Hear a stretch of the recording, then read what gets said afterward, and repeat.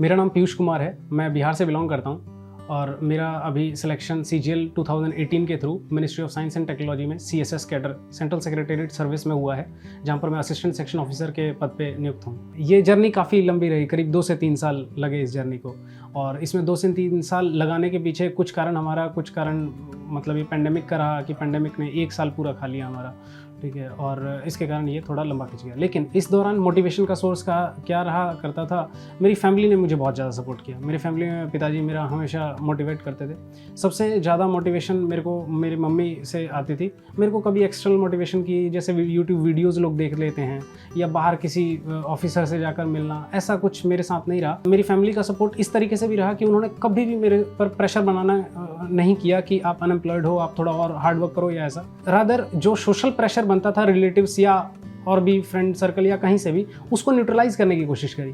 तो मेरे को कहीं ना कहीं वहाँ से और मोटिवेशन मिलता कि मेरे पास पीछे एक सपोर्ट है जो कभी मेरे को प्रेशर नहीं देता है। फिर वो काफ़ी सिंपल वे में चलता गया। 2 से 3 साल की जर्नी के बाद मुझे एक पोस्ट मिली। मेरी हॉबी जो है बैडमिंटन, थोड़ा मैं खेल लिया करता था, वर्कआउट। एज सच मैं हॉबी के मामले काफ़ी पर्टिकुलर या कैटेगरिकल नहीं था कि यही मेरी हॉबी है और इसी को मेरे को परस्यू करना है। मेरी हॉबी ये थी कि मुझे गवर्नमेंट जॉब में एक अच्छी पोस्ट लेनी है, और वो भी गवर्नमेंट ऑफ इंडिया की सेंट्रल गवर्नमेंट जॉब में, कोई स्टेट सर्विसेज में मुझे नहीं जाना। सेकंड हॉबी मेरी बुक रीडिंग हुआ करती थी।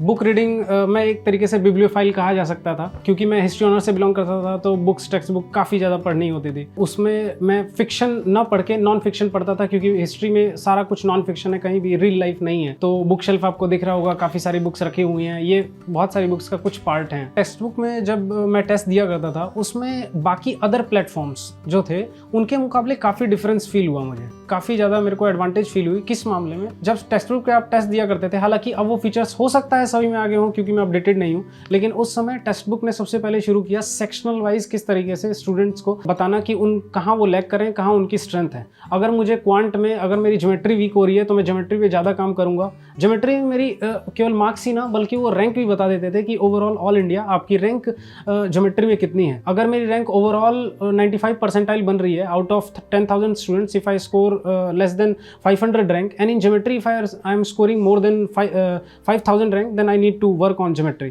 तो इस तरीके से सेक्शनल जो उसने मुझे या हमें बताया कि आप इस सेक्शन पे लैग कर रहे हैं, तो उस पे काम करना मैंने शुरू किया। तो ये काफ़ी आसान बना दिया उसने मेरे को, अपनी गलतियों को एनालाइज करके उन्हें इंप्रूव करना, ताकि एग्जामिनेशन हॉल में वो दोबारा से रिपीट ना हो और मैं जितना जल्दी हो सके अपनी जॉब को, अपने टारगेट को पालूं। क्योंकि ऑनलाइन प्लेटफॉर्म था तो ये काफ़ी ईजी था कि हम उसको कहीं भी एक्सेस कर सकते हैं, कि हम कम्यूट करते वक्त उसको एक्सेस कर सकते हैं। हम अगर किसी काम में बिजी हैं या मान लीजिए कि खेलने गए हुए हैं, हम कुछ देर के लिए रिलैक्स कर रहे हैं, तो अगर मेरे पास मोबाइल है तो मैं इजीली एक्सेस कर सकता हूँ टेक्स्ट बुक को और उसमें उनके सॉल्यूशंस देख के याद कर सकता हूँ। SSC CGL के मैंने 2 अटेम्प्ट दिए। अनफॉर्चुनेटली फर्स्ट अटेम्प्ट में, मैं लास्ट ईयर में था, अपीयरिंग था वो एग्जाम, मेरा प्री क्लियर हो गया था, लेकिन मैं मेंस में कुछ मार्क्स के कारण रह गया था। जनरल कैटेगरी कट ऑफ इतनी थी कि मैं उसे 5 to 6 मार्क्स से रह गया था, इसलिए वो फर्स्ट अटेम्प्ट में मैं क्लियर नहीं कर पाया। लेकिन सेकंड अटेम्प्ट में मैंने टेक्स्ट बुक की हेल्प ली, काफ़ी एक्टिवली इसको यूज़ किया और मैंने देखा कि इंप्रूवमेंट हो रही थी। मैं अपने फ्रेंड से बात कर रहा था, उसको बताया कि भाई रिजल्ट नहीं आ रहा है। उसने लाइन पर ही बताया कि रिजल्ट तो आ गया है, रिजल्ट डिक्लेयर हो गया।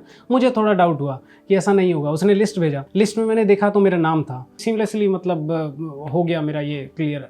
टेक्स्ट बुक का उसमें काफ़ी बड़ा रोल रहा। मुझे मतलब बहुत ज़्यादा खुशी इस बात की थी कि मेरा नाम सेंट्रल सेक्रेटेरिएट सर्विस में असिस्टेंट सेक्शन पद के लिए नॉमिनेट किया गया है। सेल्फ डाउट लग रहा था कि कहीं ऐसा ना हो जाए कल को कोई दोबारा से बोले कि नहीं ये गलती से अपलोड हो गया है, आपका नाम नहीं है लिस्ट में। इस डर के कारण पूरी रात में सो नहीं पाया, लेकिन फिर धीरे धीरे इसको मैं एब्जॉर्ब करता चला गया। फिर सिंक हुआ डाटा माइंड में, फिर लगा नहीं, finally I have got this job. SSC CGL clear करने के बाद लाइफ में काफ़ी चेंजेस आए। फाइनेंशियल इंडिपेंडेंस मिली मुझे। सेकेंडली मेरे पेरेंट्स को मुझे काफ़ी ज़्यादा सोशल रिकॉग्निशन मिलने लगा। मुझे इस बात की बहुत खुशी होती थी।